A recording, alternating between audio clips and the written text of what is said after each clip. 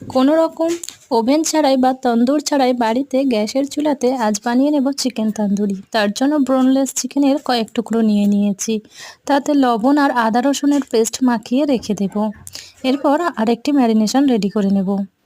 একটি হাতাতে সাদা তেল বেশ খানিকটা গরম করে একটি পাত্রের মধ্যে নিয়ে নেব। তাতে দিয়ে দেবো হলুদ গুঁড়ো, লঙ্কার গুঁড়ো, পরিমাণ মতো লবণ আর জল ঝরানো টক দই আর তন্দুর মশলা দিয়ে ভালো করে মাখিয়ে নেব। এবার এখানে আমি অল্প একটু ফুড কালার ব্যবহার করছি, আপনারা চাইলে এটি নাও ব্যবহার করতে পারেন। ভালো করে 4 থেকে 5 ঘন্টা ম্যারিনেশন করে রেখে দেব। এরপর এরকম একটি তারের জালের সাহায্যে গ্যাস ওভেনেই পুড়িয়ে নেব। একটু সময় ধরে পুড়িয়ে নিতে হবে।